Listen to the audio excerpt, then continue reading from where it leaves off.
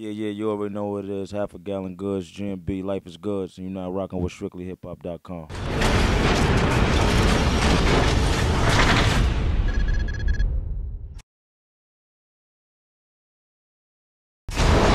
Next to be next, my man, my brother, Goodz the animal. Bang, Yeah, bang, bang, yeah, bang, yeah. Clark in the building. This is strictlyhiphop.com. I am Miss Jayyiah, and I'm sitting here with a man who brought style and stage presence to battle rap, the one and only Goodz the Animal. Yeah, yeah, what's up, what's up? How are you, Goodz? I'm chilling, studio, working on Life is Goods right now. Good, you've been everywhere lately. You've been on BT, Sirius XM, you've been on Vlad TV a whole bunch of times.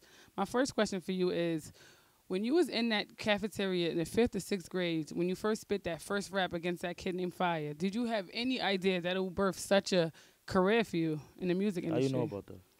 I'm a journalist. I do my research. You're a good journalist. Yeah, I forgot about that.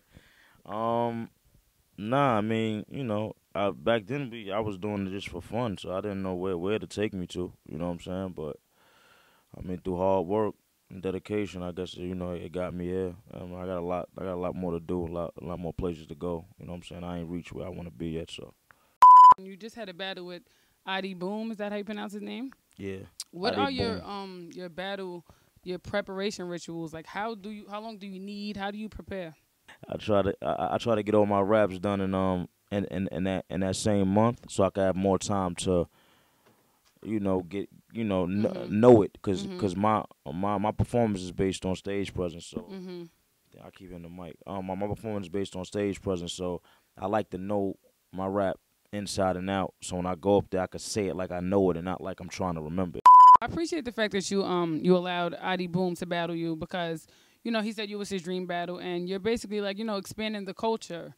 Why? Because you could easily turn anybody down, not even being cocky. Why do you give chances? And I give chances to a minimum. I mean, the people like Adi Boom, like I really mess with him, like outside of battle rap, man. Okay. He didn't come at me disrespectfully. You know what I'm saying? He didn't come at me disrespectfully. He came at me as a man in a respectful manner, like, you know what I'm saying? So when the dudes that's coming up try to come at us disrespectful, that's not gonna get you nowhere. I had to talk with a couple of them the other day. That's just not gonna get you nowhere. Just you don't pay homage. I mean, everybody had to do it. Exactly. You know what I'm saying? So, the way he came at me, I felt comfortable with taking the battle. But in the same breath, I still wouldn't do 3 rounds with them because I got more to lose in them. So that's why I be doing the 1 rounds with them. So it's me giving them a chance, and me not overstepping my boundaries, and you know what I'm saying, put myself where I could lose more than they losing. If I happen to lose or something like that. So I understand that it irks you when a rapper spits something, then explains what they said. Like, then explains what they said. You do a very good job. Thank you. Very good. You know a lot. Yeah. I hate it. I hate. Why does that irk you so much? It's not necessary. It is kind of annoying. I understand that. It is kind of annoying. No, it's not necessary, man. Just let them catch it on camera, and then they do it. Catch it. They do it to parts that's not that crazy. That all right, we caught it. You ain't have to say it again. The reason I don't like it is because it's lack of creativity. I mean, you didn't hear. If you go to a battle event, it'll be 3 battles back to back, and they'll do it. When you first started, why did you choose battle rapping over becoming a regular rapper? I didn't really choose it. You know what I'm saying? It's just actually my first battle was Head Ice, and I didn't know I was battling that day. I just went down there to watch, and when I was about to leave, they said Goodz and Head Ice next. But I'm from the era where we ain't need no time to practice or get our stuff together. So I wasn't gonna be like, all right, nah, I ain't gonna do it. I just wound up doing it, and it took off from there. So it wasn't something I knew I was gonna do. But I always battle rap, on the corners and like you said, in the lunchroom and all that. So now the BET Cypher the verse. How long did it take you to prepare for like a verse for something as big as the BET Awards? Honestly, I didn't. They called me 2 days before the Cypher and told me I'm in it. 2 days before? So yeah, wow. So I had no time to prepare. But I think they called maybe a couple of us at least 2-3 of us 2 days before and told us we was in it. I didn't have no time to really prepare. I actually wish I had more time to prepare because I think I would have did a better job than I did. But I can't say that because, you know, the fans and the people is messing with it. So, you know, Yeah, I'm did a grateful great for job. that. Yeah, Don't be so modest. but I feel like I would have did it. You know, I feel like I would have did better if I had time to really prepare. I ain't had no time to prepare. It's a good thing I had stuff laying around I could grab and put together real quick because that's what it was, and it came out good, you know.